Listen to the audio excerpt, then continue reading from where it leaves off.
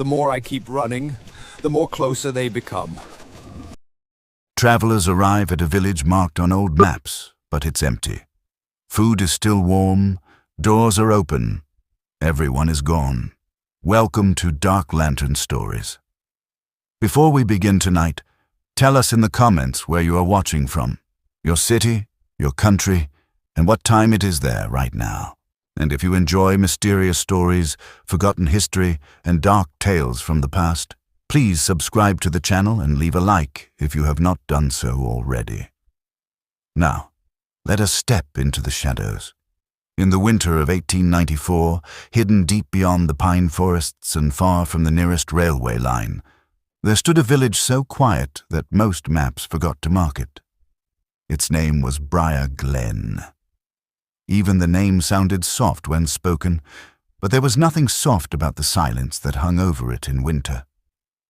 Briar Glen sat in a valley wrapped in thick trees on every side except the east, where a narrow frozen river curved like pale silver through the land. Smoke usually rose from chimneys each morning. Children usually ran through snow between cottages. Dogs barked, doors opened and closed. Firewood cracked. But one morning, none of those sounds came, and by sunset, the world beyond Briar Glen would begin to ask a question no one could answer. Where had everyone gone?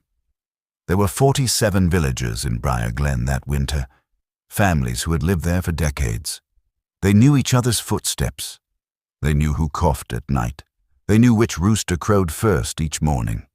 They knew who baked bread on Tuesdays and who chopped wood before dawn. Nothing stayed secret in Briar Glen for long. And yet the greatest secret in its history was already moving through the village while no one understood it. It began 3 nights before they vanished. Old Marta Hollow was the first to notice something strange. Marta was 73 years old and lived alone near the river's bend in a stone cottage with a low roof and frost lining the windows. Each night, she lit a brass lantern passed down through 4 generations of her family and placed it beside her window before bed. She said the lantern kept bad memories away. No one believed her, but everyone smiled politely when she said it. On the first night, the flame burned blue. Marta stared at it from her rocking chair. Oil lanterns did not burn blue.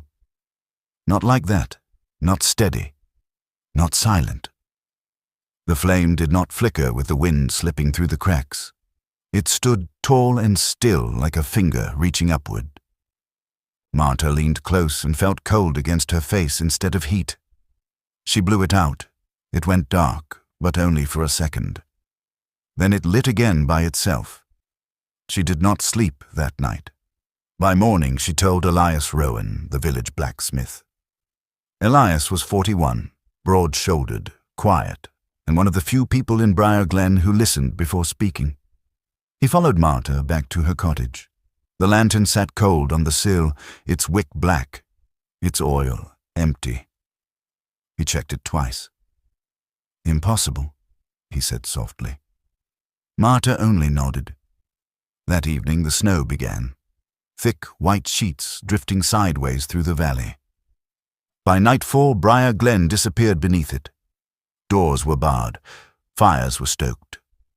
The village settled into silence. Then, near midnight, a boy named Peter Wynne woke to tapping against his bedroom glass. He was 11.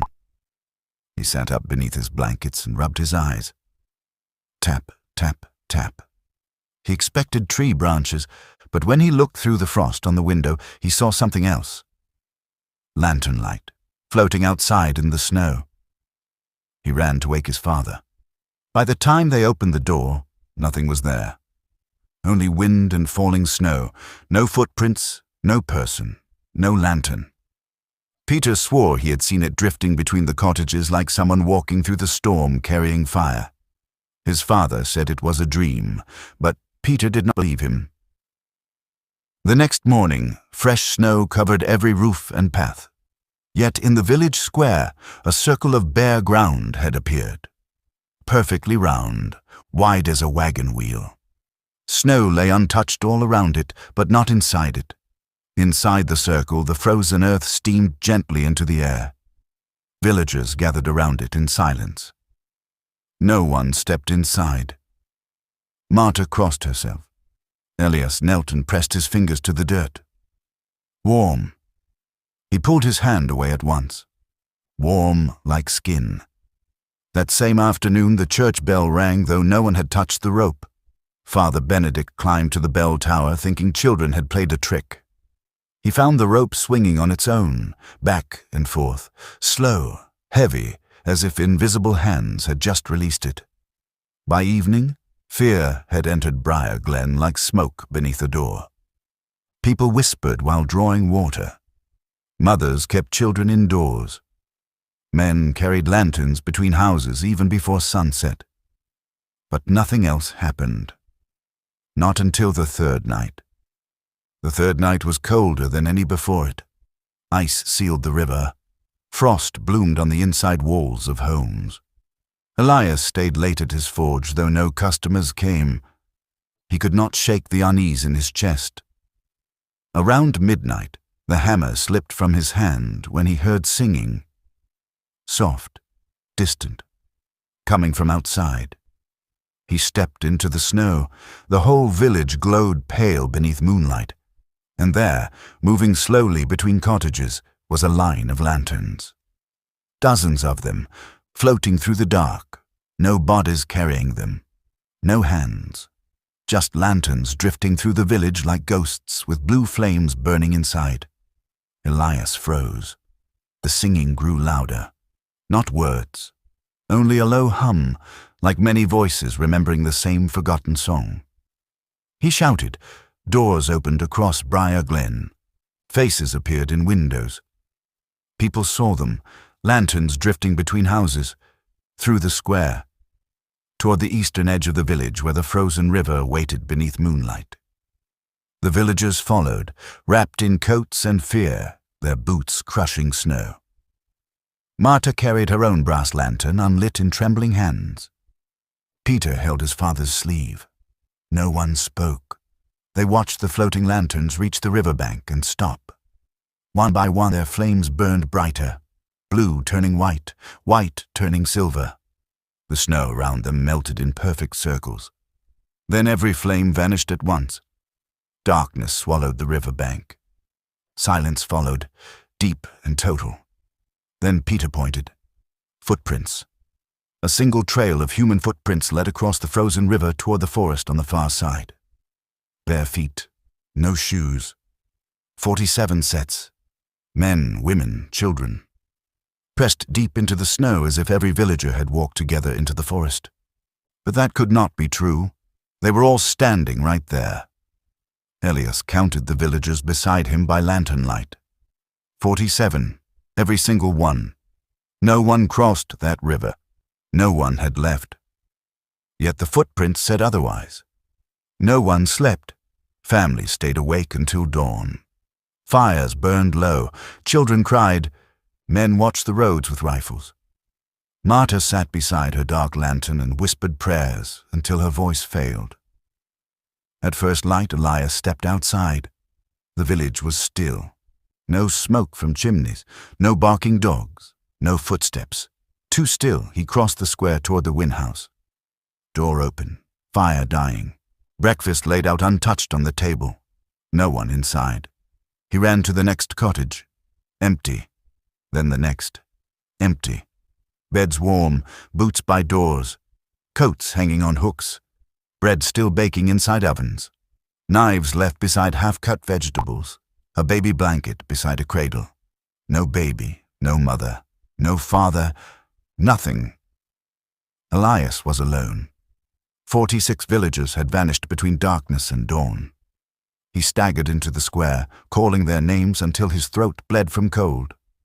Only silence answered. Then he saw Marta's cottage near the river. Smoke still rose from the chimney. He ran through the snow and threw the door open.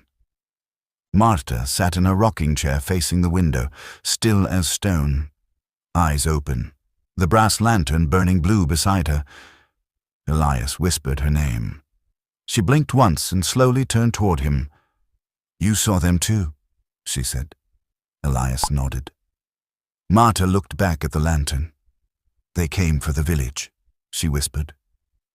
Elias stepped closer. Who came? Marta's face trembled. The ones who were here before us. Then the flame inside the lantern rose high against the glass, blue and silent, and outside in the snow, from deep inside the forest beyond the frozen river, came the sound of 46 voices humming the same song through the trees. Elias stood frozen inside Marta Hollow's cottage, while the blue flame trembled behind the lantern glass and the humming drifted through the trees beyond the river like voices carried inside the wind, but heavier, deeper, human yet not human, and with every passing second it grew louder until it no longer sounded far away but close enough to be standing just beyond the frosted window. Marta did not blink. Her pale eyes stayed fixed on the flame.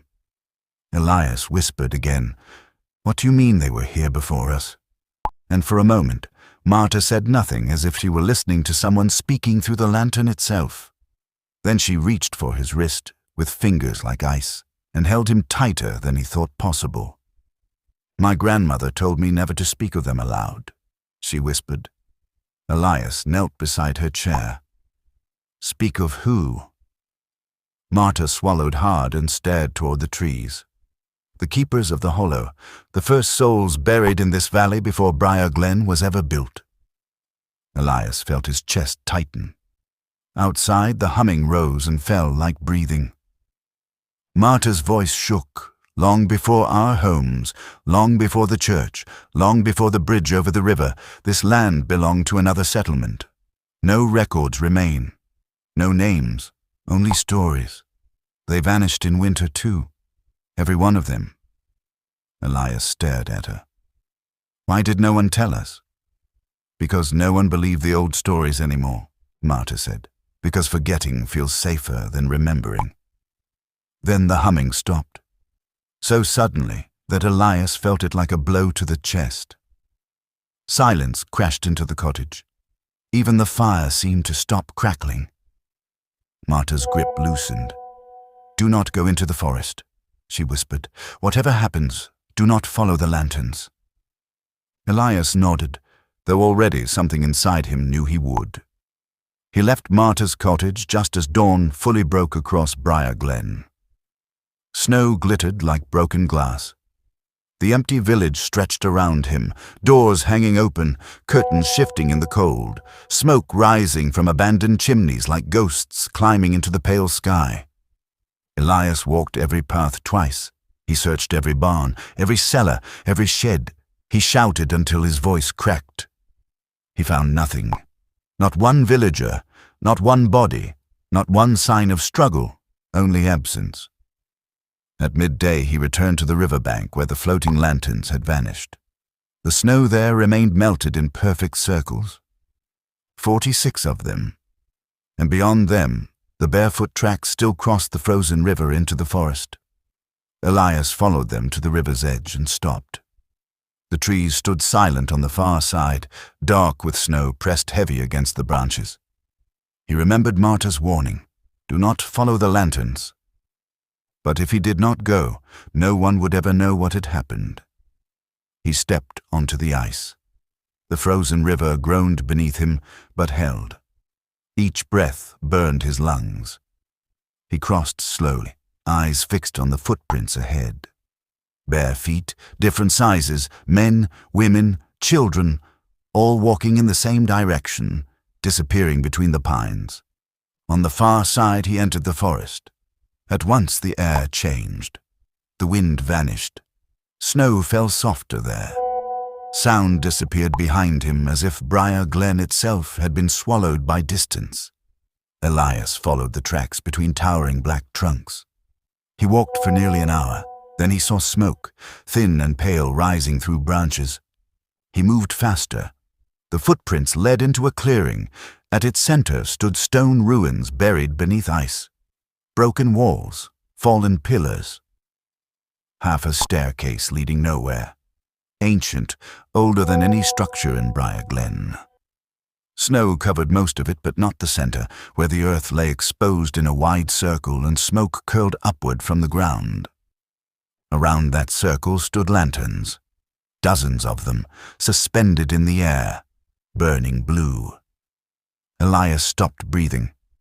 Then he saw the villagers. All 46 of them stood around the smoking earth, barefoot in the snow, motionless. Faces pale, eyes open, arms hanging limp at their sides. Peter Wynne, his parents, Father Benedict, the baker, the miller, every soul missing from Briar Glen. They were alive, but none of them moved. Elias shouted, "Peter!" No answer. He ran into the clearing toward them. The moment his boot crossed the circle of exposed earth, every lantern brightened at once.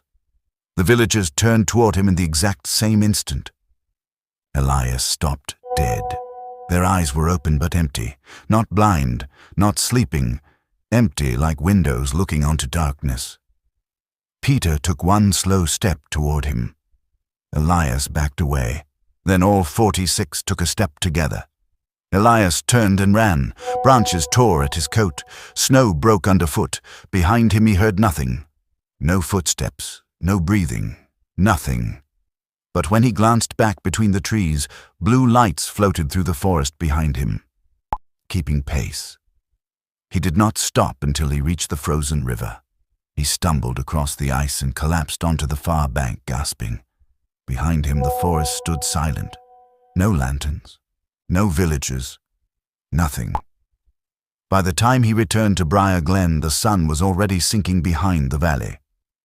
Marta still sat in her chair. He burst into the cottage and told her everything. She listened without blinking. When he finished, she closed her eyes.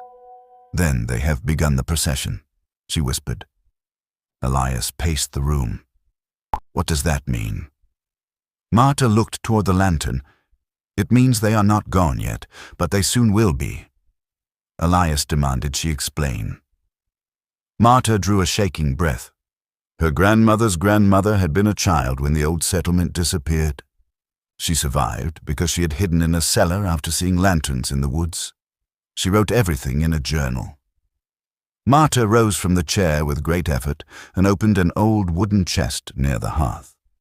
Inside, wrapped in cloth, lay a weathered leather journal. She placed it into Elias's hands. Elias opened the little pages. The handwriting slanted and faded. He read aloud by lantern light. The lights came from beneath the hill, blue as winter stars. They called us by name. Those who followed returned changed. Those who stayed heard singing through the dark. By dawn, the village walked into the hollow together. None returned. Elias looked up. Marta nodded.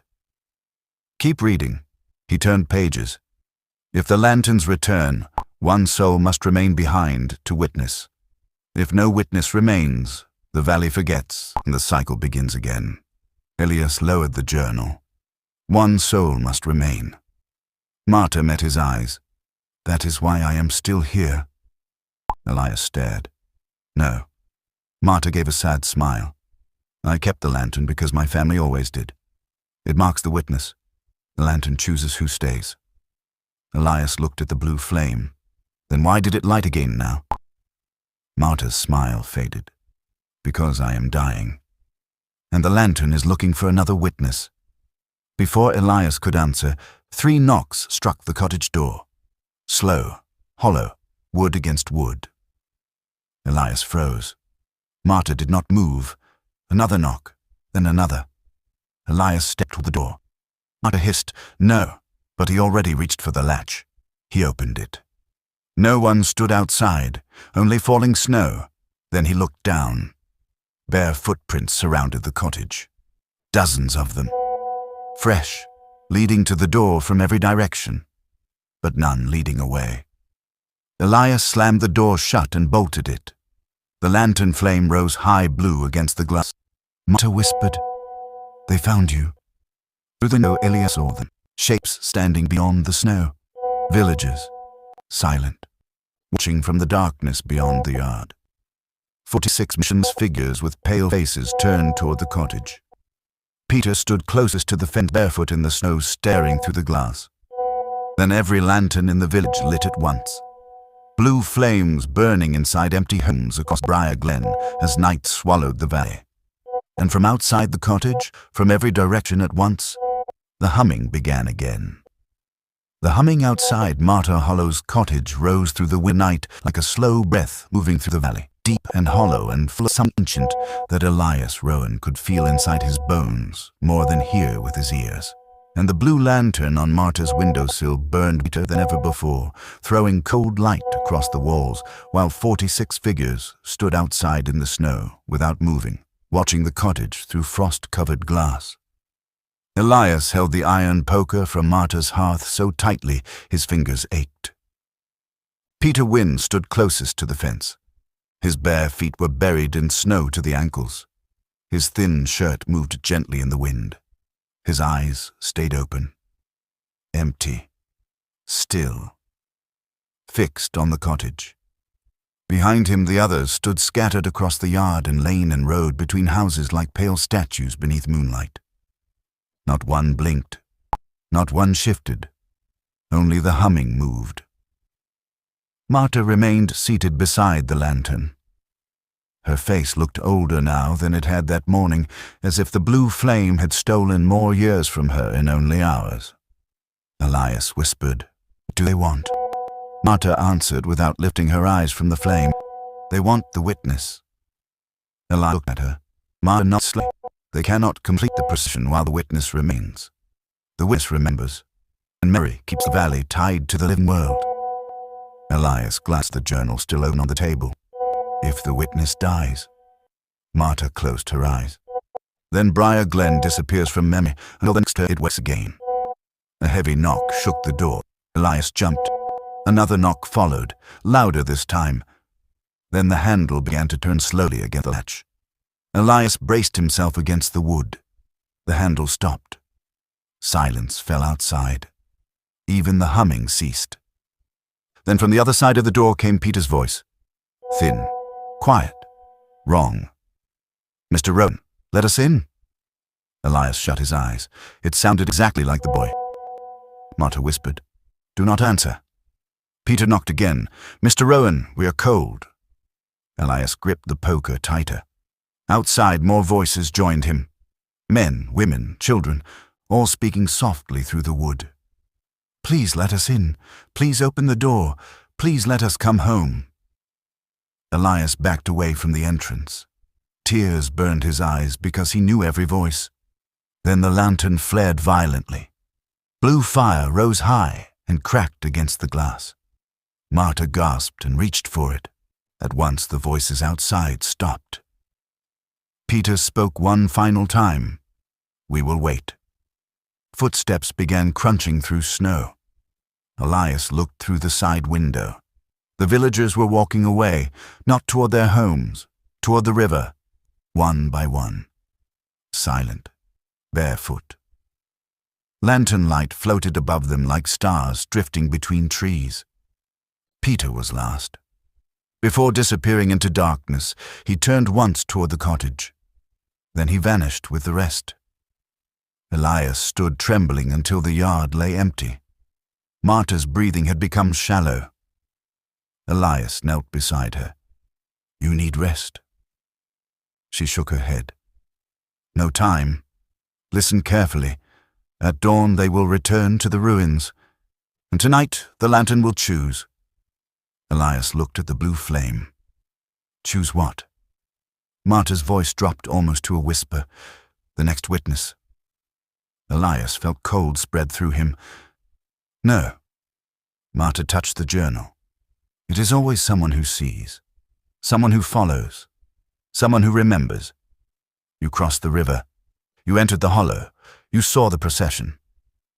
Elias stood abruptly. "There has to be another way. We can bring them back." Marta looked at him with tired eyes. "Maybe." Elias leaned closer. "Maybe." Her gaze drifted to the journal. "My ancestor wrote of one thing the keepers feared. Fire. Not ordinary fire. fire from the witness lantern itself. If its flame is carried into the hollow before sunrise, the procession can be broken. Elias stared at the blue lantern. You knew this all day. Marta nodded. I prayed I was wrong. Elias paced the room. If I carry it there. Then either the village returns, Marta said, or the hollow keeps you too. Wind struck the cottage walls hard enough to rattle the glass. Snow hissed across the roof. Elias looked toward the dark forest beyond the river. Then he nodded. Before dawn, I go. Marta smiled sadly. I feared you would say that. Hours passed. Elias sharpened an axe and wrapped it across his back, though he doubted steel would matter. He packed oil, rope, matches, blankets, bread. He read every page of the journal by lantern light while Marta drifted in and out of sleep. Outside, the valley stayed silent. No voices, no humming, no movement beyond the snow. Near midnight, Marta woke suddenly. Her eyes were wide with fear. Elias. He turned. The lantern. He looked at the sill. The blue flame inside the brass lantern had split in two. Two separate flames burned within the same glass. Marta's breathing trembled. It has chosen. Elias felt dread rise inside him. Chosen who? But Marta already knew. Her eyes filled with tears. You. Before Elias could speak, the front door swung open by itself. Snow and wind burst into the cottage. The blue flames stretched tall inside the lantern. Beyond the doorway, the village square glowed with floating lights. Lanterns. Dozens. Waiting in silence outside like watchers beneath the moon. Marta stood for the first time that day, barely able to balance. Take it, she said. Elias lifted the brass lantern. It was cold against his skin. Not warm, ice cold. Yet the flame inside did not die. Go now. Before sunrise, Elias hesitated. Marta touched his shoulder. If you hear them call your name, do not answer. Then he stepped into the snow. The floating lanterns moved ahead of him through the village like guides. Elias followed across the empty square, past silent cottages and frozen wells, past Peter's home with its door hanging open and snow drifting across the threshold toward the river where the ice gleamed white under moonlight. The lantern in his hand burned blue and steady. The forest beyond waited like a wall of black. Elias crossed the frozen river. Each step groaned beneath him. Halfway across he heard it. Elias. Marta's voice behind him, weak and desperate. Elias nearly turned. Then he remembered her warning. Do not answer. He kept walking. The voice changed. Elias. Peter's voice now. Then Father Benedict. Then his dead mother, whom he had buried 15 winters earlier. Elias gritted his teeth and stepped onto the far bank. The voice stopped. The forest swallowed him whole. Lanterns drifted between the trees ahead. He followed them deeper than before. Snow thickened. Branches bent low. Shadows moved at the edge of a vision. At last, he reached the clearing. The ruins stood buried beneath silver moonlight. The exposed earth at the center smoked into the freezing air. Around it stood the villagers. 46 figures in a perfect circle, barefoot, motionless, eyes open, and above them hung floating lanterns burning blue like stars trapped beneath branches. Elias entered the clearing clutching Marta's lantern. Instantly, all 46 faces turned toward him. Peter stepped forward. Elias stopped breathing. Peter smiled, but it was not a child's smile. Welcome, witness, he said. His voice echoed as though many mouths spoke through one throat. Elias raised the lantern higher. I came to bring them home. The villagers smiled together. Then the ground beneath the smoking earth began to crack open, and something moved beneath it. The frozen earth split open with a sound like stone breaking beneath deep water, and Elias Rowan staggered back as smoke poured upward from the circle at the center of the ruins, thick and white and glowing blue from within, as if moonlight itself had been trapped beneath the ground for centuries, waiting for this exact night to breathe again. The villagers did not move. They stood in their perfect circle around the crack with empty eyes and pale faces turned toward Elias as though they had expected him from the very beginning. The lantern in his hand shook violently. Its flame rose so high it touched the inside of the glass. Elias tightened his grip and stared into the widening opening. Something ancient was rising beneath the earth. The smoke curled around broken stones and drifted through the clearing like ghostly fingers. Then a shape appeared below. At first Elias thought it was stone, then bone, then neither.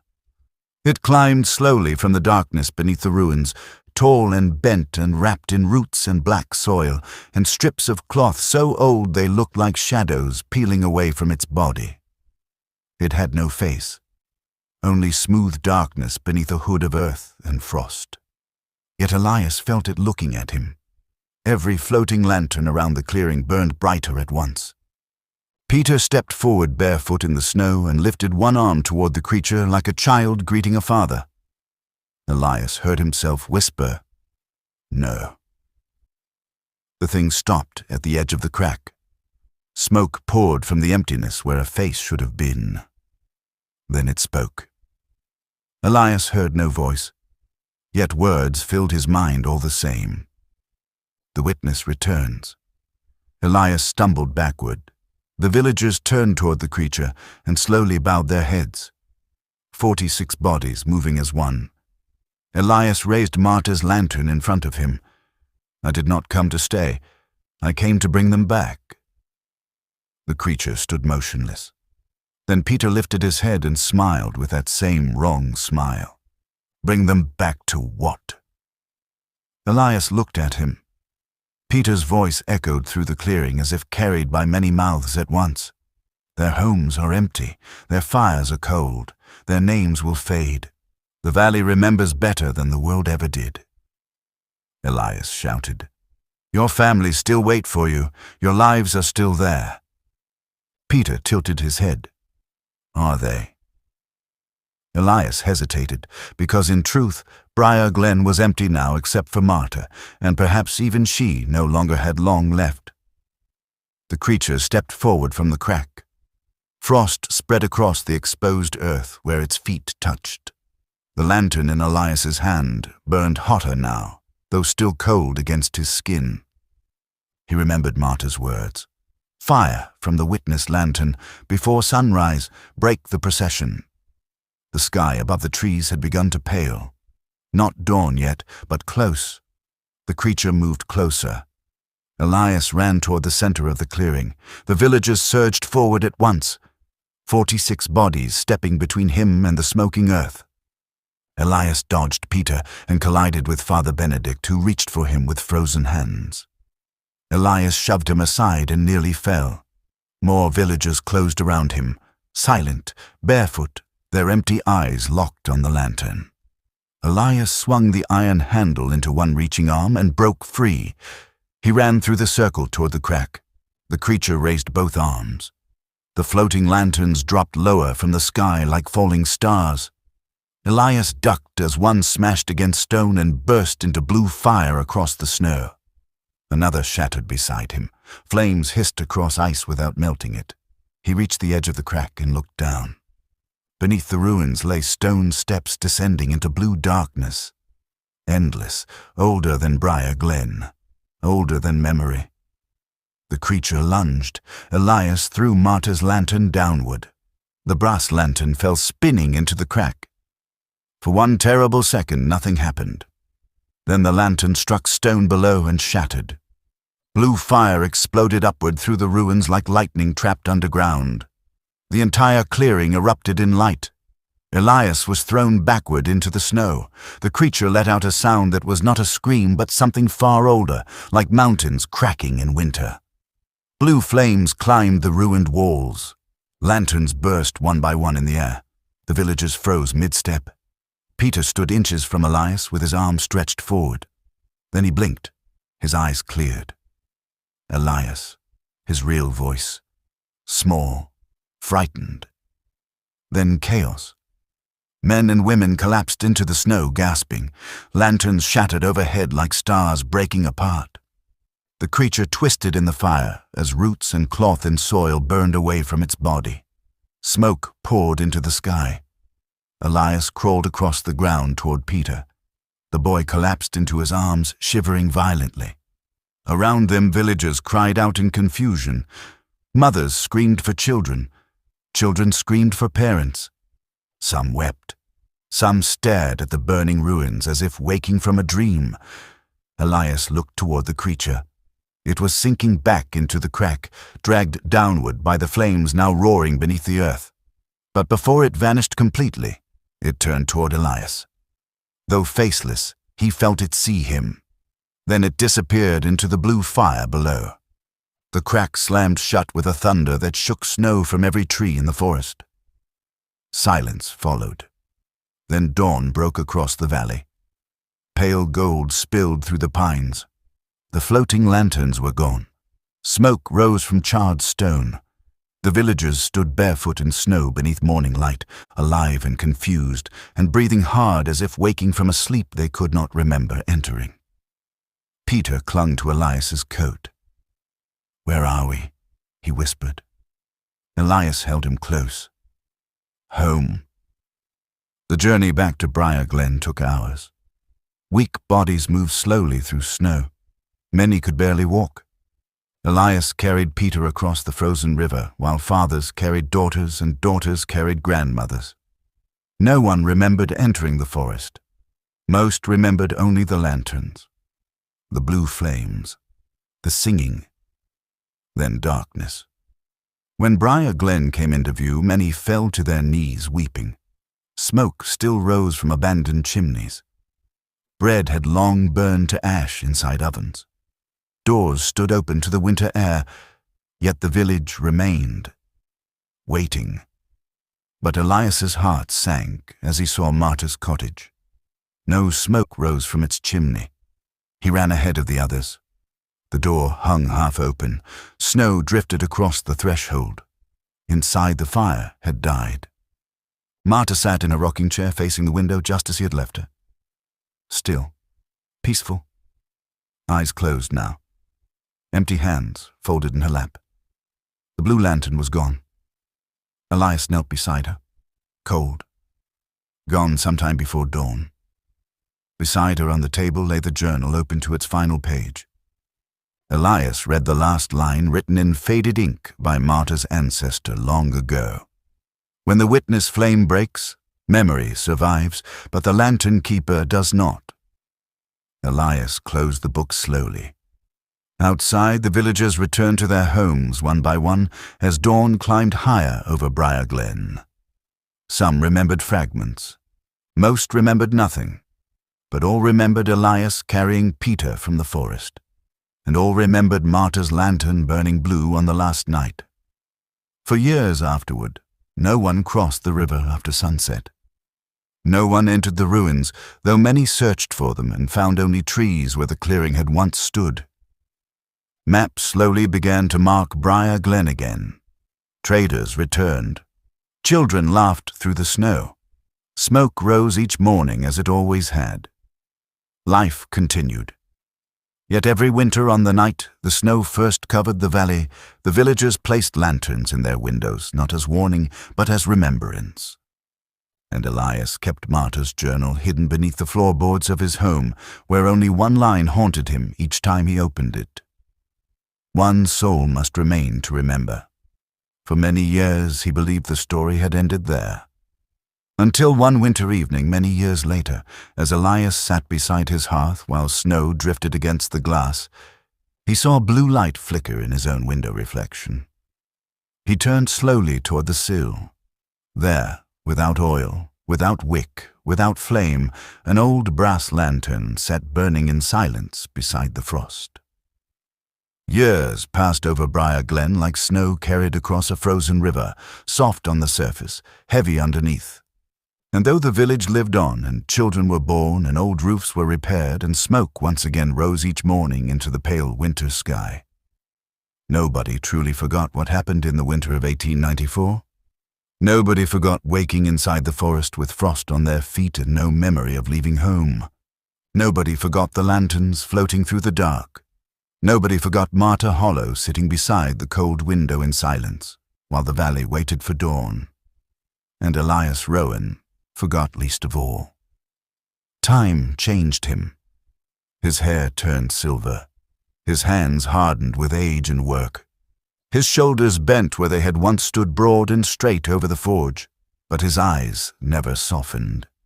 Each winter, he watched the tree line beyond the frozen river as if expecting someone to step from it. Every year when the first snow came, the villagers lit lanterns in every window, warm yellow flames, never blue. Children asked why. Parents answered with the same words every year, so the valley remembers we are still here. But memory is a fragile thing. Elias knew that better than anyone. He kept Martyr's journal hidden beneath the floorboards beside his bed. Once each year he opened it by candlelight and read every page from beginning to end. The writing grew more faded each winter, the paper more brittle, the corners breaking into dust beneath his fingers. Yet the final line remained clear. One soul must remain to remember. Elias never married. He never left Briar Glen. He became the keeper not of the lantern, but of the story. Some believed him, some did not. New generations whispered that old Elias Rowan had lived too long with ghosts, but no one laughed when winter came. No one crossed the river after sunset. Then one evening, nearly 40 years after the village disappeared, the snow returned early, thick and silent. Elias sat beside the hearth wrapped in blankets while wind brushed the walls of his cottage. Outside, Briar Glen glowed with warm lantern light in every window. He stared into the fire until he noticed another glow beside it. Blue, reflected in the window glass. Elias turned. On the sill sat Martyr Hollow's brass lantern, burned black by age, cracked along one side from where it had shattered inside the hollow, yet whole again, and burning blue. Elias did not move. His heart beat so hard it hurt. He had buried the broken lantern himself beside Martyr's grave. Yet there it sat in silence beside the frost-covered glass as if it had never left. The flame did not flicker. Elias rose slowly from his chair and crossed the room. The lantern was ice cold. Outside the wind stopped. Then came the humming, faint, far beyond the river. Elias closed his eyes. Not again. He opened Martyr's journal with trembling hands and turned to the final blank page. It was no longer blank. Fresh ink shimmered across it as if written moments earlier by an invisible hand. The witness remembers.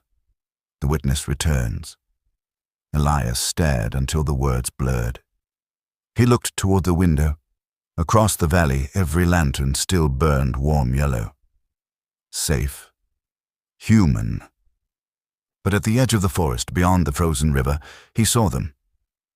Tiny blue lights between the trees. 1, then 3, then 7. Drifting through darkness like stars descending into the woods. Elias grabbed his coat and stepped into the snow. The cold bit his face like knives. Behind him, the village slept. Ahead, the forest waited. He crossed the square slowly. Each cottage window glowed gold behind curtains. No voices, no movement. Snow creaked under his boots. He reached the river bank and stopped. The blue lights hovered beyond the pines. Watching.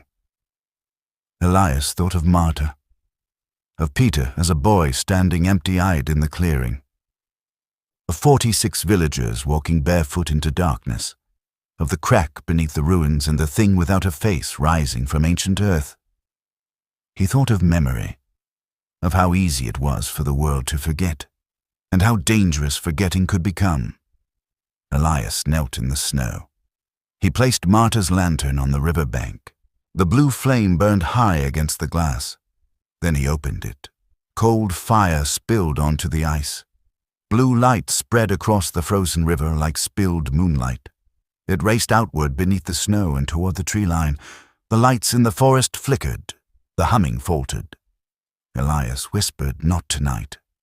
The blue lights blinked once, then vanished. Silence returned to the valley. Elias remained kneeling until dawn. When sunlight touched the snow, the lantern flame finally died.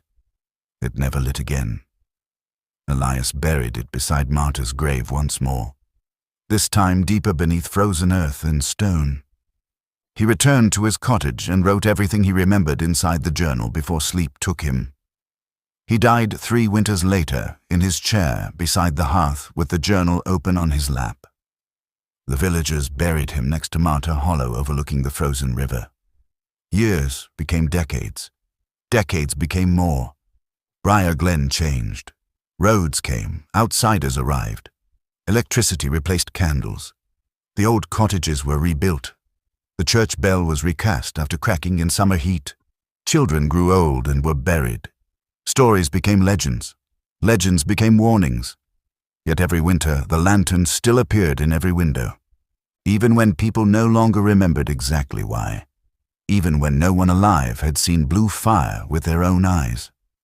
They lit them anyway, because memory survives not only in books or graves, but in ritual, in fear, in quiet acts repeated through generations until they become part of the bones of a place. And some say if you travel north in deep winter and find yourself on a road not marked on your map, if snow falls hard enough to erase your tracks and pine trees rise black around a frozen valley, you may come across a village glowing softly with lantern light. And if you stop on the bridge and look toward the forest beyond the river just before midnight, you may see blue lights moving slowly between the trees. If you do, keep walking. Do not follow them. Do not answer if you hear your name, and whatever you do, do not let the valley forget you were there. Thank you for joining us tonight on Dark Lantern Stories. If this story kept you with us until the very end, let us know in the comments where you watched from, your city, your country, and what time it is for you right now. Tell us also, if you had seen the blue lantern in your window, would you have followed it into the forest, or would you have stayed behind? If you enjoyed this journey into the shadows, please like this video, subscribe to Dark Lantern Stories, and turn on notifications so you never miss the next forgotten mystery.